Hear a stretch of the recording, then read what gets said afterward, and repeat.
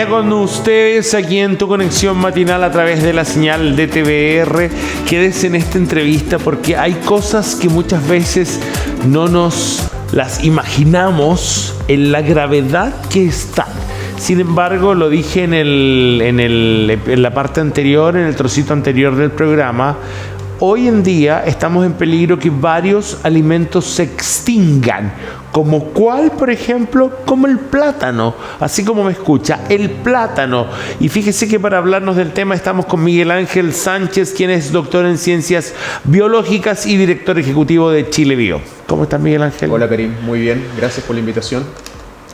Tú no me preguntas, ¿y cómo estás tú? Porque ya te diste cuenta que estoy un poco que estoy un poco ronco.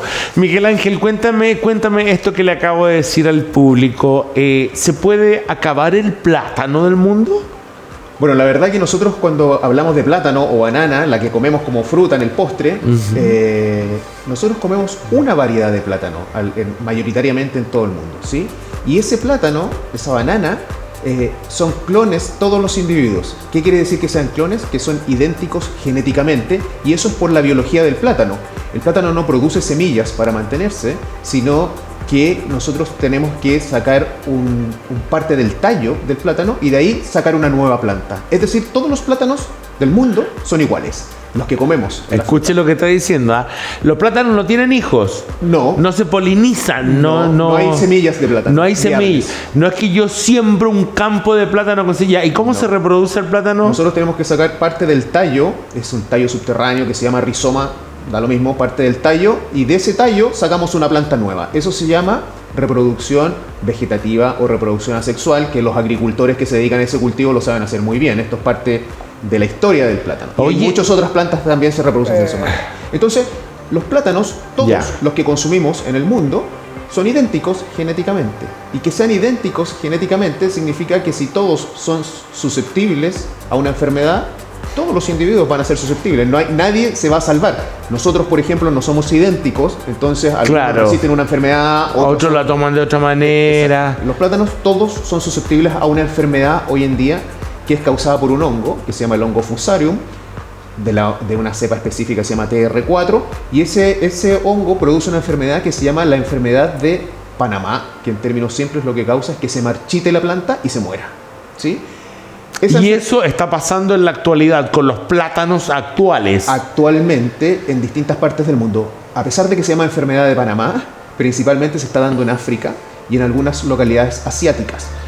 Y el temor es que la enfermedad llegue a Latinoamérica, a los países productores de plátano. Nosotros en Chile no producimos plátano, lo importamos, pero países como Ecuador, Colombia, Centroamérica, que son productores de plátano, están tomando todas las medidas.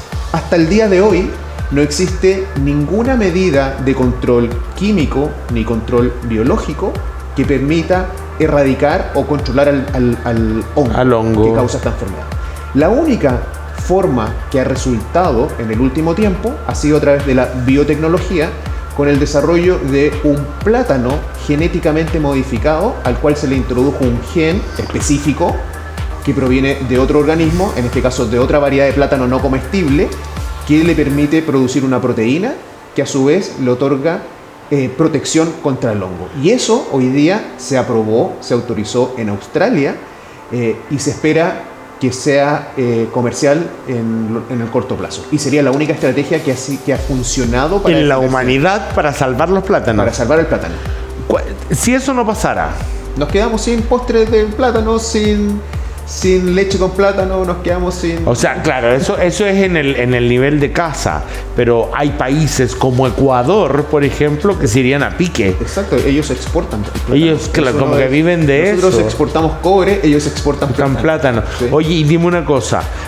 Todo este relato que tú me haces es para hacer entender a la gente, me imagino, que cuando estamos frente a una enfermedad en la que no existe el remedio, sí existe la fórmula de cambiémonos genéticamente para poder combatirla. Sí, no es tan así. Es una aproximación, la biotecnología, por ejemplo, es una aproximación que permite evaluar si es que podemos de esa manera controlar alguna enfermedad o adaptarnos a alguna condición. No es la solución a todos los problemas. Ya. Puede que no lo podamos hacer porque no tenemos todavía... Primero, tenemos que saber conocer la genética de la planta. Claro. ¿Sí? Entonces, si vamos, voy a inventar, si hablamos de la genética de la araucaria, lo más probable es que hoy día no tenemos el conocimiento detallado para enfrentar una condición en la araucaria, pero en plantas como el plátano, las manzanas, el trigo, las papas, ahí sí que tenemos. Entonces, eso es el primer paso.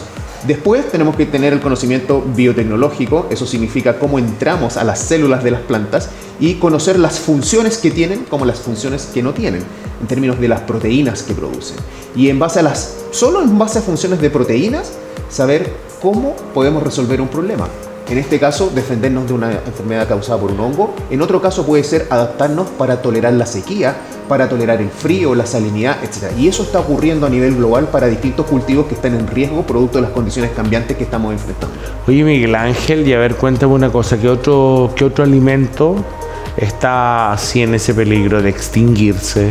Bueno, yo creo que el plátano es el más crítico. ¿Sí? ¿El plátano es el más crítico del mundo? Sí, porque está en riesgo de extinción. Es como que a los plátanos les dio cáncer y se lo traspasan uno a otro. Es un hongo. Es un hongo. Es un hongo. Y que no hay forma de controlar el hongo salvo por este enfoque biotecnológico que es desarrollar variedades genéticamente modificadas. ¿Qué otros cultivos están en riesgo? Exacto, otros cultivos populares, digamos, que conozcamos acá. En términos muy generales, los cultivos que dependen de la lluvia están en riesgo. ¿Por qué? Porque cambio climático, los distintos patrones de lluvia, en muchos lugares donde estábamos acostumbrados a que lloviese, que hoy día no está lloviendo. ¿Sí? Y hay cultivos, aquí en Chile muchos cultivos nosotros los regamos por goteo, riego tecnificado, etc. Pero hay muchos cultivos que se riegan solo con la lluvia. ¿Sí? No hay una manguera, un riego por goteo que lo esté suplementando. Entonces, en ese caso, si no está lloviendo... Muchos. Sí. En Chile. En Chile y en el mundo. Nómbrame algunos, a ver. Es que va a depender de cómo se produzcan, pero en el caso del maíz, el maíz se produce solo por riego tecnificado, prácticamente. Hoy día no se espera que llueva para que crezca el maíz, porque... Pero si no, era dependiente de la lluvia. Claro, por supuesto, todo es dependiente del agua, entonces tenemos que optimizar el agua. Entonces, no sé, si hoy día tú vas a una producción de maíz, por lo general, la gran mayoría de las producciones de maíz son por riego por goteo, donde se aplica la gota necesaria para que se desarrolle, y así para muchos cultivos. Pero si tú cruzas la cordillera y vas a Argentina, en Argentina llueve mucho más de lo que llueve acá. Los cultivos no se riegan, hay algunos que sí, por supuesto, pero no se riegan. ¿Por qué? Porque dependen de la lluvia. ¿Sí? Si allá empieza a bajar la cantidad de lluvia... Imagínate acá. Claro, y se van a empezar a ver enfrentados las plantas a, bueno, de dónde sacamos el agua. De hecho, en Argentina, el cultivo de trigo, que es muy relevante también allá, se empezó a ver enfrentado a la sequía más grande que ha experimentado Argentina en la historia. Y la productividad del trigo bajó mucho. ¿Qué hicieron los argentinos? A través de biotecnología desarrollaron una variedad de trigo tolerante a la sequía. Pero tolerante a la sequía no significa crecer sin agua, sino que en condiciones de extrema sequía rinde 20% más que las variedades que nos han sido mejoradas. ¿Y si sí llueve? Y si sí llueve, no le pasa nada al cultivo. Y sigue rindiendo ese 20%. Ya. Ahora, cuéntame una cosa. Estamos hablando del trigo. También entiendo que en Chile peligra de alguna forma las paltas. Bueno, es que las paltas necesitan una buena cantidad de agua, ¿sí? Entonces, de nuevo, cambio climático. Wow. ¿Qué pasa si las napas se quedan sin agua? ¿Qué pasa si las lluvias no son a las que estábamos acostumbrados? De hecho, hay un fenómeno que muchas veces la gente lo toma a la ligera, pero ¿tú te has puesto a pensar de que los cultivos se han ido desplazando a lo largo de Chile? Hay cosas que se producían en el norte o en la zona central, cada vez están yendo al sur. Hay muchos frutales, por ejemplo, que se están yendo a la Araucanía. Araucanía, que cuando nosotros éramos niños era impensado. Producciones de vides también que están desplazándose hacia el sur de Chile. Y eso es porque las condiciones climáticas están cambiando y nuestras plantas no están preparadas para las nuevas condiciones ambientales. O sea, así como también los seres humanos, las ciudades que construimos no están preparadas para grandes cantidades, como lo que pasó en Valencia, como el socavón en Viña hace un tiempo. Y de hecho, Karim, cuando nosotros hablamos, por ejemplo, sequía, y tú pones la televisión y ves cuáles son las soluciones para la sequía que estamos enfrentando. Entonces tú dices, no, hay que acumular agua, no, tenemos que infiltrar las napas subterráneas, no, tenemos que hacer canales, etc. Una serie de obras ingenieriles, por así decirlo, para acumular agua. Pero en la práctica, a la gente o a los tomadores de decisión se les ha olvidado que nuestras plantas no están preparadas para las nuevas condiciones climáticas, independiente de que tengas el agua o no tengas el agua. Ya, entonces, y hay mira, ejemplos como la palta. Ya, ejemplos como la palta. Entonces, tenemos por un lado el tema del plátano, que es un hongo, ¿verdad? Por otro lado, tenemos el tema del cambio climático, que las plantas, las frutas, las verduras no están preparadas para soportarlo. De hecho, ni nosotros mismos, con el terrible calor, a veces terriblemente frío está el ambiente, a nosotros mismos no nos cuesta. ¿Cuál sería, de alguna manera, la apuesta desde la biotecnología? Bueno, la biotecnología es un conjunto de herramientas distintas, no es una herramienta. ¿Sí? Son muchas herramientas distintas. Esas herramientas lo que permiten hacer es que a nivel genético, de la información que determina las características de un organismo, nosotros podamos hacer pequeños ajustes para lograr la adaptación de la planta a una condición determinada. Por ejemplo, hoy día se han desarrollado lechugas capaces de germinar a 37 grados Celsius. Una lechuga a 28 grados no germina. O sea, es imposible que tú puedas producir una lechuga con 28 grados porque no va a germinar. Mucho calor para la lechuga. Mucho calor para la lechuga. Bueno, en Estados Unidos, una universidad, a través de la biotecnología, ha desarrollado una variedad que es capaz de germinar a 37 grados Celsius. No, o sea, germina en el horno. Bueno, y hoy día, por ejemplo, tú piensas lugares como Chile u otras partes del mundo que estamos enfrentados a estos calores, bueno, sería un producto que nos permitiría asegurar la producción alimenticia, en este caso con la lechuga, pero lo podemos llevar a otros cultivos. Cuando pensamos en el invierno, inundaciones. Y tú dices, bueno, ¿y qué tiene que ver la inundación? Bueno, ¿y los cultivos están preparados para estar inundados, por ejemplo? Aguantar, ¿cuánto tiempo aguanta un cultivo bajo el agua o sin las condiciones o en terrenos pantanosos, producto de las excesivas lluvias? Bueno, hay mucho trabajo que se ha hecho para obtener cultivos tolerantes a esas condiciones. De la misma manera, cultivos tolerantes a la salinidad. Y la biotecnología, con su grupo de herramientas, lo que nos permite hoy en día es reducir los tiempos y los costos para obtener estas nuevas variedades. Y aquí esto es importante aclarar. Todas las variedades de plantas que nosotros consumimos y usamos para la agricultura, la alimentación, son variedades que el ser humano ha desarrollado en la historia de la agricultura. Es decir, las plantas que comemos no existían en la naturaleza, las variedades, no me refiero a las especies, me refiero a las variedades. ¿Sí? No sé la diferencia. Una especie, por ejemplo, el perro es una especie, ¿no es cierto? Pero ¿cuántas razas de perros existen? Ahí está la variedad. En las plantas no hablamos de razas, hablamos de variedades. ¿Sí? Entonces, esas variedades no existían en la naturaleza. El ser humano fue desarrollando estas variedades, esta diversidad. Ahora, ¿por qué? Porque te lo tengo que alcanzar a preguntar. ¿Por qué tiene tan mala fama hacer esto? ¿Por qué la gente dice, ay no, es biológicamente manipulado? Ya, pero si no, señor, se va a quedar sin plátano. Sí, pero ¿y si este plátano de ahora me da cáncer? O si este plátano, no sé. Tú no sé si has visto alguna vez, hay un TikTok que lo vi hace como un mes, por ejemplo, que está dando vuelta, de una chica que dice, compré esta hamburguesa de McDonald's hace 4 años. 4 años. Y la tengo guardada. Hecha, ¿por cierto? Y estaba buena, po.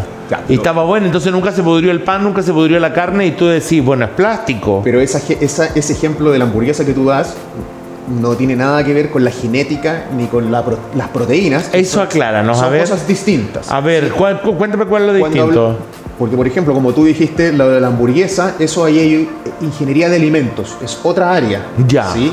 Y es cómo preservar los alimentos, cómo que sus características comestibles. Y eso, los profesionales que se dedican a la ingeniería en alimentos son especialistas en esa área. ¿Sí? En este caso particular de las plantas, los especialistas se dedican a la ingeniería genética, genes. Y los genes tienen la información para producir proteínas y las proteínas determinan tus características. ¿Sí? Entonces, si tú eres resistente a una enfermedad como el plátano resistente al hongo que dijimos, es porque produce una proteína que esa proteína, a través de la función biológica, le permite resistir al ataque del insecto. La tolerancia a la sequía, lo mismo. Y así para las condiciones que queramos. ¿Por qué tiene mala fama? ¿Por qué? Porque dentro de la historia de la biotecnología, una de las primeras herramientas fueron los transgénicos, los organismos genéticamente modificados. Hace 40 años. Bueno, ¿y todo no es transgénico? No, muy pocos cultivos. Por ejemplo, cambiar ese plátano no es hacerlo transgénico. Ese plátano sí es transgénico. ¿Y por qué tienen mala fama los transgénicos? Porque hace 40 años, cuando partió el uso de esta tecnología, nadie salió a explicar qué significaba la tecnología, cuál es el alcance, cuáles son las potencialidades, cuáles son los beneficios, cuáles son los riesgos si es que existían. Nadie lo salió a explicar y esto empezó a avanzar. Habían empresas que invertían $2 millones diarios en investigación para desarrollar biotecnología o transgénicos en la agricultura. $2 millones diarios. Y empresas que se dedicaban a esto no salían tampoco a aclarar el alcance, y eso permitió que grupos de interés empezasen a generar muchas preguntas, que tuviesen inquietudes, se generaron confusiones y que se establecieron como verdades. Por ejemplo, que los transgénicos producen daño a la salud, quedó como algo establecido, a pesar de que la ciencia ha demostrado que eso no es verdad.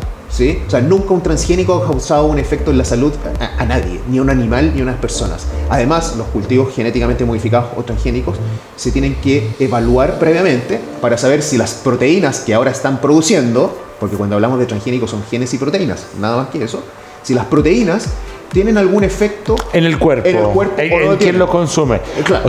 O sea, acá hay que hacer dos estudios. Primero, el cómo hacer que esa planta, verdura, sea resistente, y segundo es cómo nos afecta a los que consumimos. A los consumidores y al medio ambiente.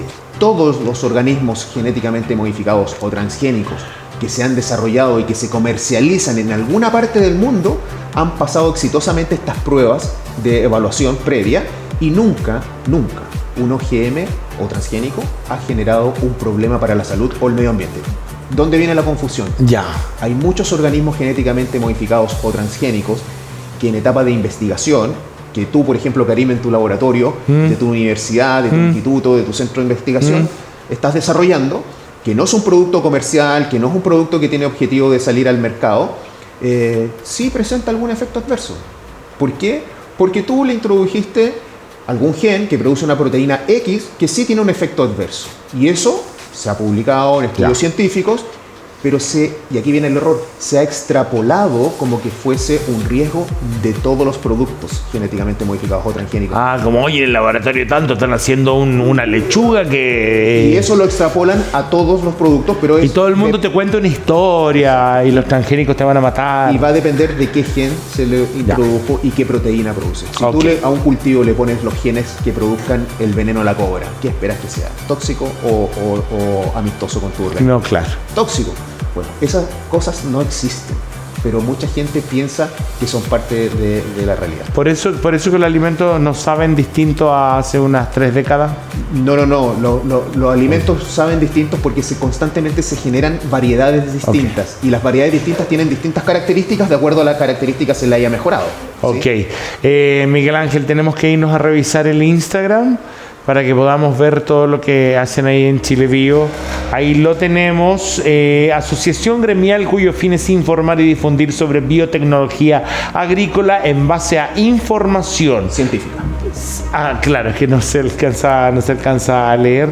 Y ahí tenemos en el Instagram todo lo que se está haciendo, me imagino. Se van dando a conocer avances, se van dando a conocer situaciones nuevas, noticias y todo lo que corresponde al área. ¿La biotecnología se desarrolla bien en Chile? Nosotros tenemos capacidades humanas, capacidades técnicas aquí en nuestro país.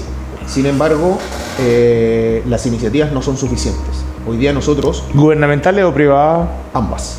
Hoy día nosotros estamos en el último vagón del tren de la biotecnología a nivel de Latinoamérica, mientras vemos como países como Argentina, Brasil, Colombia, Bolivia están avanzando. Y nosotros ahí estancados. A pesar de que tenemos todas las capacidades. Y ahí viene también la voluntad política de resolver algunas cuestiones regulatorias. Nos tenemos que ir. La última pregunta, ¿esto depende de qué ministerio?